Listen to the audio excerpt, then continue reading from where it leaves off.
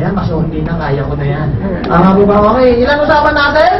4. Yung isa nilagay mo sa team A ng second account, magkano pupunta sa'yo? 500. Yung isa nilagay mo sa team B ng second account, another? May bumagsak pa sa team A, team B ng second account mo? May team sales bonus ka ba dyan? Another? 500. Ilan usapan natin? 4. Ilan pa lang yan? Kulang pa ng? 2. Yung 2 nilagay mo sa team A, team B ng third account mo, magkano kita mo? 500? 500. Same scenario, may bumagsak pa sa team A, team B ng third account. Another? 500. Ito, makinig ka mabuti. 1 plus 1. Yan, 2 na yan. Bumagsak pa sa team A ng first account mo.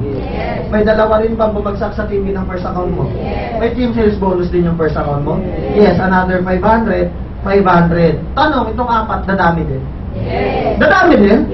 Oo naman, huwag na natin igaya sa akin, libo-libo. Gawin na lang natin 100. Bawat 4 na yan. Tigilan?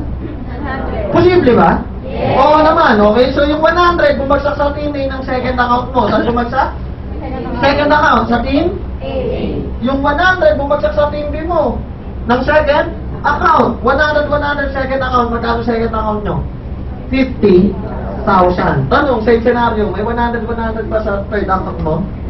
Third account mo, magkano rin? 50,000. Ito matindi. 100 plus 100. 100 plus 100. Yan 200 na yan, bumagsak ba sa team A ng first account? May 200 din ba sa third account? Yes. Tama po ba? Tanong, team sales bonus pa rin yan. Magkano? Magkano? 100,000. Ito, para mas maintindihan nyo. Pag isa lang account mo, ilan? Pag isa lang account mo, bumagsak ng 200 sa team A mo at 200 sa team B mo, magkano lang kita mo? Kung tri-pack ka, may bonus ka pa? Ang tawag po namin dyan, work smart, not work hard. Tama ba? Mas maganda ba work smart? Yes. Maliwanag ba to? Oo naman, okay. Para mas maintindihan nyo lang ha, ang B-Mobile po is not about selling loads. Okay? Hindi po tayo taga-benta ng load. Kasi simula na uso yung cellphone, yung may mga nagbibenta ng load. Nakakita na ba kayo nagbibenta ng load, nakabili ng Mercedes-Benz? Nakabili ng house and lot? Hindi. So hindi tayo taga-benta ng load. Tayo po, distributor tayo ng convenience to load yourself anytime. Okay ba bigyan natin sila ng convenience? Yes, hindi na sila lalabas ng bahay. Meron pa silang discount. Maganda. At dito po sa B-Mobile, ito lagi namin sinasabi, is about sharing this opportunity. Sharing. Ibig sabihin, walang pilitan. Maliwanag po ba? Kung ayaw, okay lang. Kung gusto, di pagtulungan. Tama po ba? Huwag ka sasali dito kung ganito ugali mo. Sali ako sa B-Mobile, 500 daw. Paglabas ng kumare mo, si kumare, 500. Kita mo si kumpare mo, nasa kanto. Si kumpare, 500 din yan. Team sales bonus, 1.5. Dati nagsisimba ka sa harapan ng simbahan.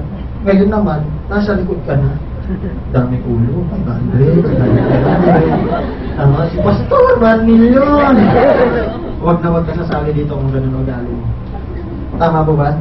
Tandaan mo, the more you give, the more you receive. Pag tumulong ka sa marami, the more ka bang i-bless. The more ka bang i-bless? Yes, dahil simple lang. Kasi nabigyan ko kayo ng diskarte. Gusto nyo? Kasi ako, isa akong undergraduate, dating employee. May business pa doon?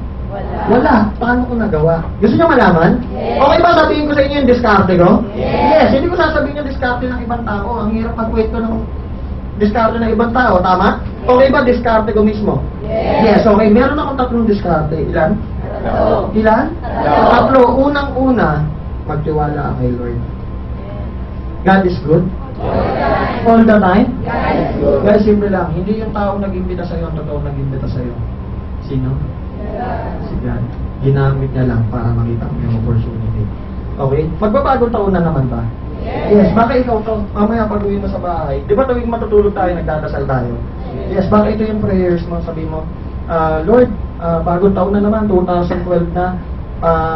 Ang tagal na namin pinapagawa yung bahay namin, 10 taon na. Kailan kaya namin na mapapagawa ito? Bigyan mo naman ako ng pagkakataon ng opportunity. Nung natutulog ka na, malamang ba narinig ni Lord yung dinasal mo? Yes. Nung natutulog ka na, si Lord pa bababa ng langit. Anak, ito na yung hollow blocks. 6 lang. Ang bigat eh. Ganun ba? Hindi. Si Lord magpapakita ng idea. Idea ba? Si Lord magpapakita ng sign. Sign ba? Si Lord magpapakita ng opportunity. Anong opportunity? Yes. Kanino ka unang-unang maniniwala? Kay God. Alam nyo, walang ibang dapat palakpakan pang mayaman. Si Lord lang. Ibigay mo na. Tingin nyo may benta capital kung hindi dahil kay God? Tingin nyo may B-Mobile kung hindi dahil kay God? Isa pa, bigay mo na palakpak pang mayaman. God is good? All the time! Yung pangalawa, tanong mo sa akin, ano? Magtiwala ka sa negosyong nakikita mo. Tama po ba? Sino ulit nagpakita nito?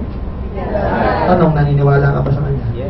Yes. Yung iba kasi ganito, pag uwi ng bahay, kwento sa nanay, kwento sa asawa. Ganito daw, sabi ng batang oily yung mukha, nagtatawis-pawis, wapo daw siya, ang mukha niya daw si Coco Martin. Mayaman na daw kayo, rinanginig, ganyan. Sulat, in-explain mo lahat. Sabi ng asawa mo, piramidin yan. Kalokohan yan. Diba? Recruit! Narinig niyo ba ako ipapadala kita sa Japan? May recruitment agency ba dito? Wala. Sabi ko mag-AN. Gosh, ito masakit. Nung sinabi nung kamag-anak mo na scam yan, kalokohan yan, piramidin yan, sinabi mo naman, oo nga. Tingin mo babalik ka pa dito? Tingin mo babalik ka pa dito? Gusto nyo bigyan ko kayo ng idea kung maniniwala kayo sa taong nagsasabi na huwag ka sumali dito. Gusto nyo? Yes, okay. Kung pag-uwi mo ng bahay, may nagsasabi sa yung hindi ito maganda, isa itong kalokohan, isa itong scam. Tanungin mo siya, pag ba lumaki yung anak ko, ikaw ba magpapaaral pag wala akong pangalan? Sa future ba, pag nagkasakit ako, bibilan mo ba ako ng gamot? Tama? Pag nagkasakit yung pamilya ko, ikaw ba bibili? Diba? Kadalasan po sa mga kaibigan natin, nagmama, galing. Diba? Tama, mali. Pansinin mo, familiar kayo sa kamatis? Di ba haluan mo ng bulok na kamatis yan? Lahat mabubulok. Yes. Kilala nyo si Lebron James? Sample lang, kilala nyo si Lebron James? Pag basketball kayo sa loob ng 3 buwan, gagaling ka ba? Gagaling ka ba? Eto yung bata, kilala mo? Maglaro lang kayo, practice lang kayo sa loob ng 3 buwan. Gagaling ka ba mag-billiards? Yes, di ba? Dumikit ka sa mga adik, 3 linggo lang. Adik ka na rin ba? Yes! Sabi siya, 3 oras nga lang. Tama, mali? Tama. Guys, simple lang. Meron akong nabasang libro. Kaya daw maraming mahirap na Pilipino. Alam niya kung bakit? Ito to. Mahirap na humihingi pa ng payo sa kapwa. Mahirap. Eh kung hindi nga mo ng payo, yung sarili niyang buhay, hindi niya maayos, ano mapapayo niya sa'yo? Tama po ba? Yes. Kung dumikit ka sa pahirap, ano mangyari sa'yo? Saan ka didikit? Ano mangyayari sa'yo? Hindi pa nakpakan niya sarili niya. Tama po ba? Ano ang ginawa ko? Dikit na ako ng dikit sa kanila. Nakita ko na yung attitude, nakita ko na yung dapat gawin. Dati po, tapatin ko kayo. Nung nasa SM ako sa market, di ba may pasok ng linggo? Hindi na ako nakakasimpa. Tama? Kasi sa mall, di ba yan yung pinakamabenta Sunday? Nung nag-full time ako sa B-Mobile, mas napalapit pa ako kay Lord. Mas napalapit pa ako? Palakpakan niya ng ganyan. Tama? Yes. Sumunod ako sa mga negative. Ano mangyari sa akin? Wala. Di negative pa rin. Tama po ba? Kaya nga pangalan ng grupo ko, ano? Team? Positive. Ano yung pangalawa? Maniwala ka sa negosyong nakikita mo. Gusto nyo malaman yung pangatlo? Yes. Totoo, gusto nyo? Yes. Kung gusto mo, pumalakpakan ng matindi. Yung pangatlo, magtiwala ka sa sarili mo. Parang wala kayo tiwala sa sarili mo. Guys, anong lamang ko? Ako po, undergraduate, hindi naman ako gwapo. Hindi na. Ayan, okay. So, hindi na ako gwapo. Simple lang. Anong lamang ko? Tanong mo sa akin, ano? May tiwala ako sa sarili ko. Okay?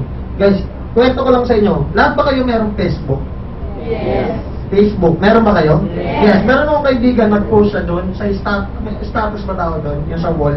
Nag-post siya, sabi na, gusto kong mapangasawa sa future, yung gwapo, di ba? Yung maputi, yung matangkad, yung mabait, yung may kondo, yung may kotse, yung faithful, yung masipag, yung may pagtatanggol ako, yung magandang katangian ng lahat ng lalaki niya nilagay. May nag-comment, ang dami nag-comment. Yung number 1 ito, sabi niya, mamamatay ka matandang lalaki. Wala nang ganyang lalaki ngayon sa mundo. Malamang ba yung mga babae, ganun din ba i-comments nyo? Yes, wala nang ganyan, di ba?